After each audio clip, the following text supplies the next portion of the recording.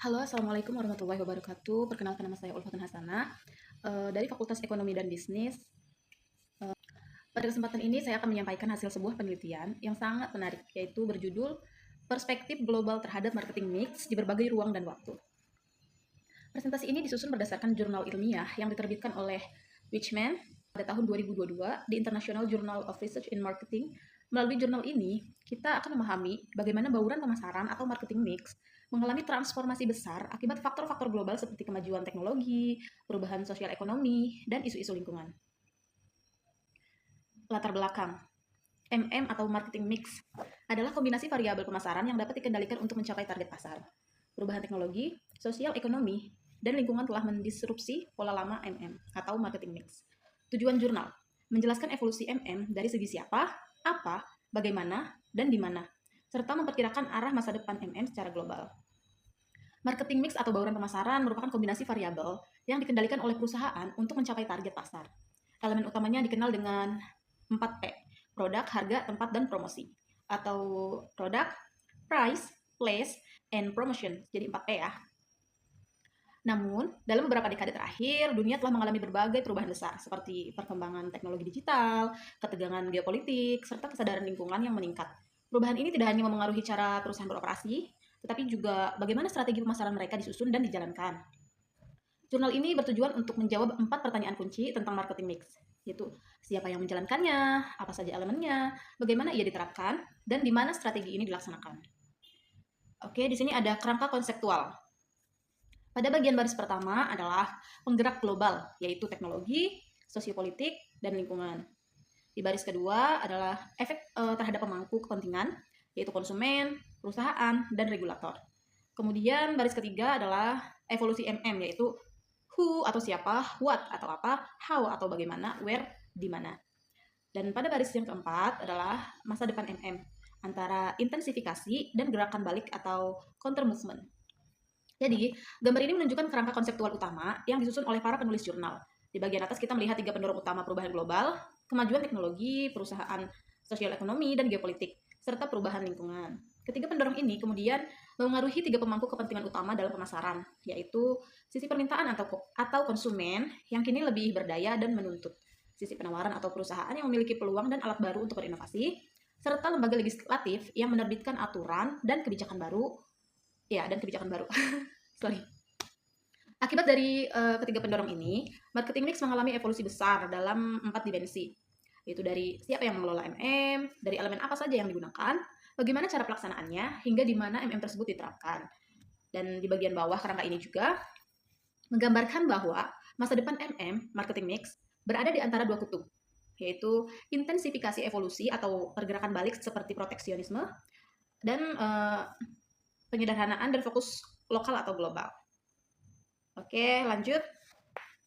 Di tabel 1, pengaruh penggerak global. Bisa kita lihat pada tabel 1, ini dibagi menjadi 3 bagian, yaitu demand, empowerment konsumen, sharing economy, tuntutan lokal. Bagian supply, digitalisasi rantai nilai, platform bisnis, globalisasi produksi. Legislature, regulasi data atau GDPR, anti monopoli, standar etika global. Nah, tabel 1 merinci bagaimana masing-masing pendorong global memengaruhi para pemangku kepentingan. Di sisi permintaan, konsumen kini lebih berdaya, kritis, dan memiliki akses global terhadap produk mereka terlibat dalam penciptaan nilai, misalnya melalui konten buatan pengguna atau platform berbagi. Di sisi penawaran, perusahaan dapat mengelola rantai nilai secara digital, menggunakan data besar, dan memasuki pasar global dengan lebih cepat. Sementara itu, regulator menerapkan aturan baru, seperti GDPR di Eropa, regulasi karbon, dan batasan terhadap praktik monopoli yang semuanya mengubah cara perusahaan merancang strategi pemasaran. Tabel ini menjadi dasar pemahaman bagaimana dunia luar membentuk ulang marketing mix. Oke, evolusi siapa? Dari pembagian peran yang tegas, N, menuju kaburnya batas tanggung jawab. Konsumen jadi co-kreator, retailer masuk ke ranah produksi, produsen memotong saluran distribusi dan langsung menjual. Efeknya kolaborasi antar perusahaan, dinamika peran dalam rantai nilai. Nah, tradisionalnya tanggung jawab dalam marketing mix terbagi jelas. Produsen bertugas menciptakan dan mempromosikan produk, retailer menangani distribusi dan harga, sedangkan konsumen bersifat pasif. Namun saat ini batas tersebut semakin kabur. Konsumen tak lagi sekedar pembeli, tetapi juga menjadi co-creator. bahkan produsen platform seperti Airbnb atau Etsy. Retailer kini memproduksi sendiri produk mereka, contohnya Zara dan IKEA. Produsen juga menjual langsung ke konsumen melalui e-commerce. Semua pihak berperan lintas fungsi. Produsen bisa jadi pengecer, konsumen bisa menetapkan harga, dan retailer bisa jadi inovator produk. Fenomena ini menciptakan peluang kerjasama baru, tapi juga tantangan regulasi dan kompetisi. Evolusi apa? Dari 4P, miopia N ke pandangan MM yang terintegrasi. Elemen MM saling menyatu, contoh, tempat juga jadi media branding. Harga berubah, model langganan, premium, value, based pricing. Produk meluas ke pengalaman, layanan, dan digitalisasi. Dahulu, perusahaan cenderung fokus pada pendekatan 4P secara terpisah. Misalnya, promosi yang hanya dikaitkan dengan iklan TV, atau harga yang ditemukan secara statis. Kini semua elemen MM saling terhubung. Tempat distribusi seperti toko fisik tidak hanya untuk jual beli maksudnya, tapi juga menjadi alat komunikasi merek. Harga tidak lagi berbentuk angka tunggal, tapi bisa dalam bentuk langganan, pay as you go, atau bahkan berdasarkan performa. Produk menjadi semakin digital dan berbasis pengalaman. Contohnya, Tesla menjual mobil yang fiturnya bisa ditingkatkan secara daring. Keseluruhan bauran ini menjadi sistem yang dinamis dan terintegrasi. Evolusi bagaimana? Dari pendekatan massal N ke fragmentasi dan personalisasi, yaitu ada promosi berbasis perilaku atau behavior targeting, penetapan harga dinamis, kanal distribusi omnichannel, risiko, kompleksitas tinggi, dan isu privacy. Jadi cara pelaksanaan marketing mix kini mengalami personalisasi ekstrim dan fragmentasi. Teknologi memungkinkan promosi yang disesuaikan berdasarkan lokasi, perilaku, bahkan emosi konsumen. Penetapan harga bisa berubah secara real time, tergantung permintaan, waktu, dan profil pelanggan.